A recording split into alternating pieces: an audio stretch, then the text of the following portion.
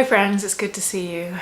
This video is going to be a little different maybe from some of my others. It's going to be a bit more of a reflection and sharing a bit more of my story and the last visit I made to see my family before I estranged. So if you have a few minutes, grab a cup of tea, grab some coffee, get comfortable, and I'll talk you through it.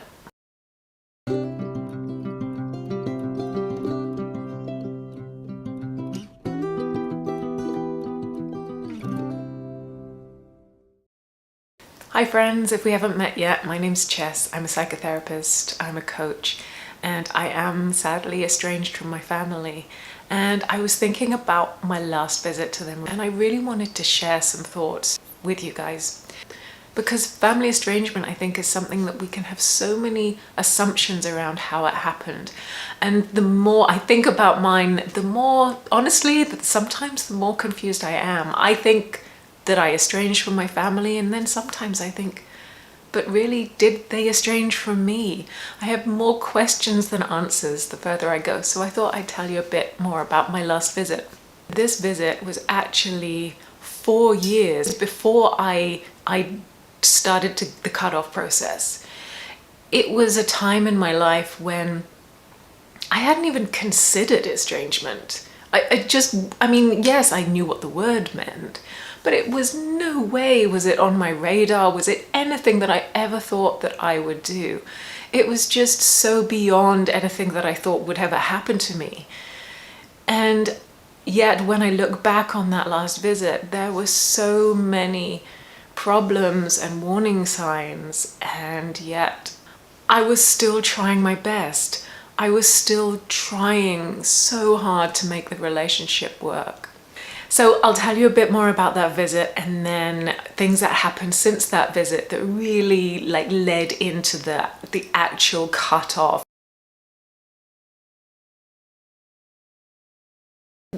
So winding back the clock, it was about 8 years ago now. So it's been about 4 years since I estranged. So it's another 4 more years or so before then.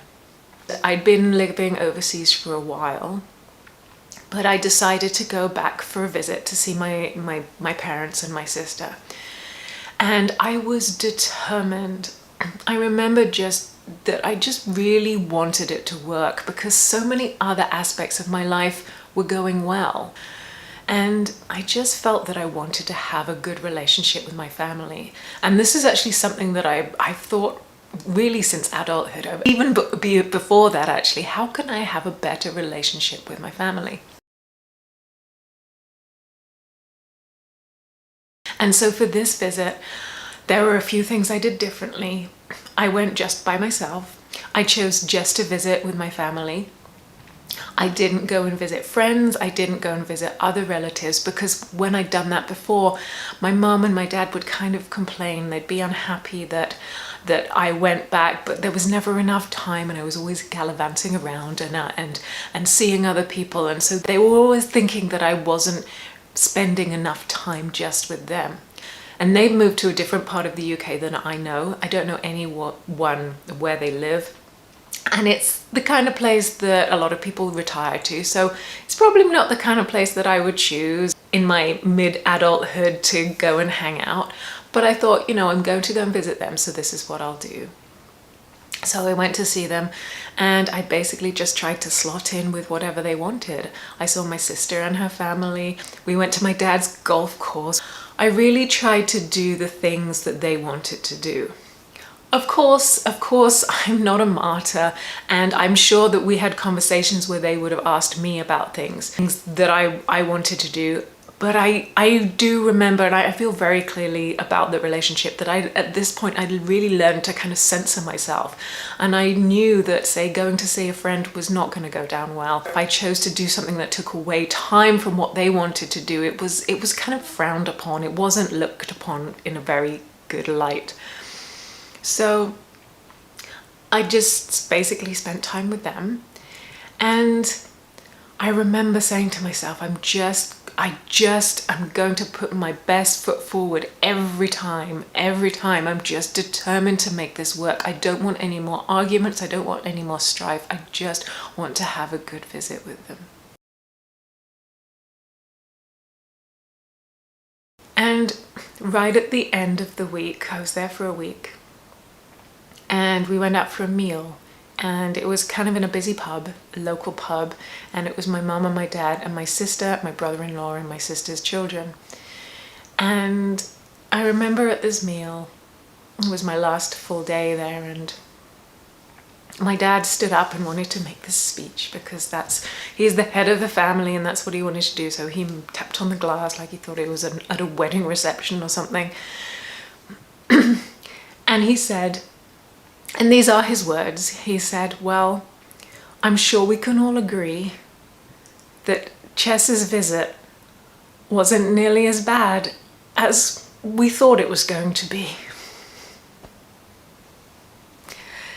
He actually stood up in the middle of a pub, a public place, and proclaimed this.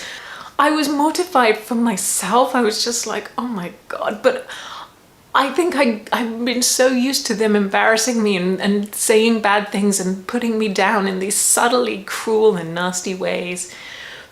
I just remember thinking, oh my God, I'm here, my brother-in-law. Like, I was so embarrassed. I was embarrassed for him to hear it, and for myself because I was being made out to be this awful person.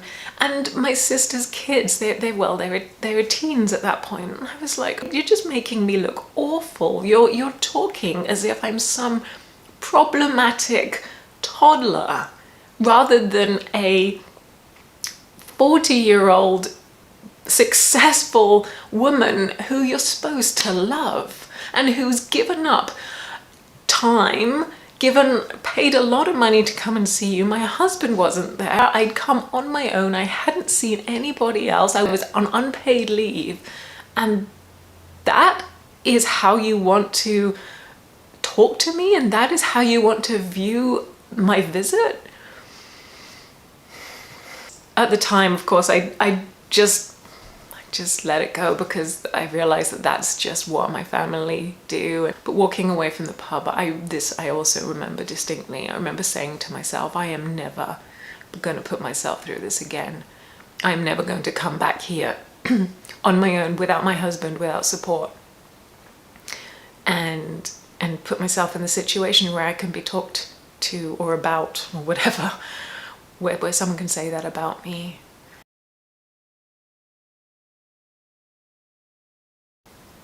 But I wasn't thinking of estrangement. So fast forward to when the estrangement really started to happen. I went to see a counselor because I still couldn't figure out how to have a good relationship with my family. And I went to see her and I said, please, can you help me understand? Can you help me have a better relationship with my family? I didn't want to estrange. I wasn't looking for what was wrong with them. I was like, can you tell me what I'm doing wrong here? What is wrong with me? Why am I not able to communicate with my family? Because at that point, so 4 years after the visit and the pub incident, I'd suggested to my family that I was going to go back for another visit. I hadn't gone for 4 years, and that's, I think, quite a long time.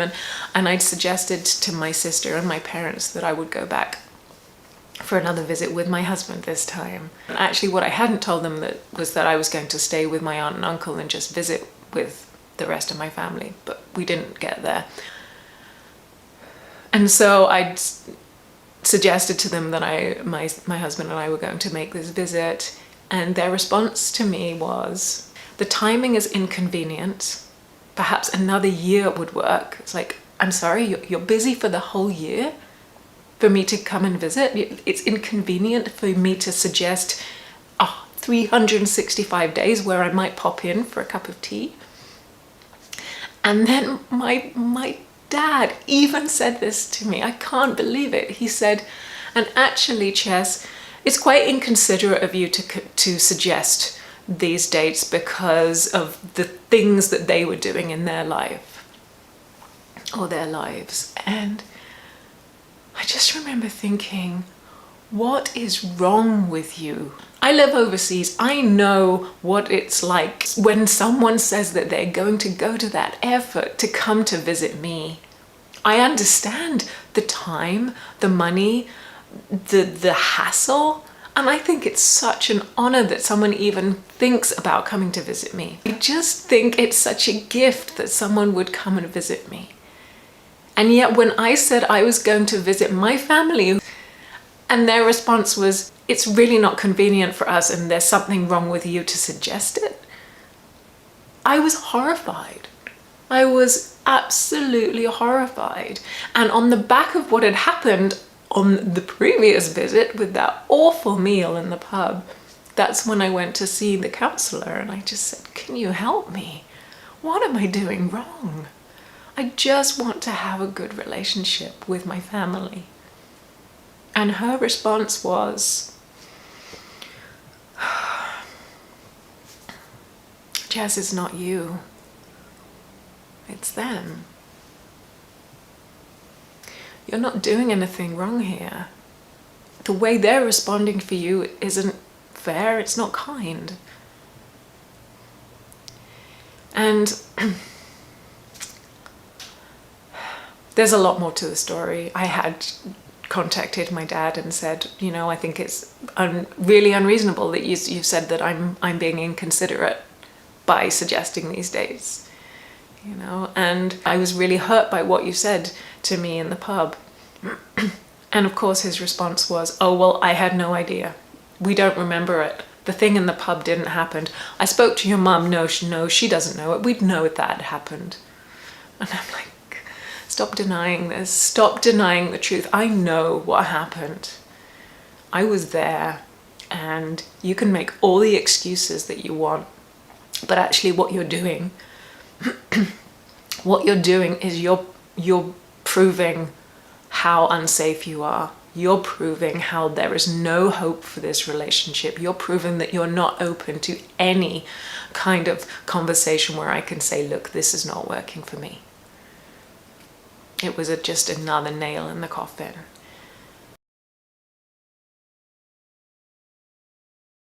And when I went to see that counsellor, I was just like, oh my gosh, what am I dealing with? The next part is a whole other story, because that led to the actual estrangement, a lot of very difficult behaviors from my family side, and really a mental health crisis for me. But I got through it, and I'm here to tell the tale. And I think the one thing I do want to say is that, actually, I don't really know what I want to say. I just wanted to share it because I think that people can so often look at the subject of estrangement, or look at videos on YouTube and not understand really some of the details and the real heartbreak that can come from, I don't even know what the word is, just families who can't be families. They just can't do it. They just can't do it. Anyway, there's lots more to my story. I'll probably continue it on in another video, but that's everything for today. Thanks for being here. If you're going through a difficult time with family, please know from my heart and soul to yours that I don't know what you're going through, all the details, but I think I get it on some level, and I'm sorry, and you're not alone. Please take care. I'll talk to you soon. Bye for now.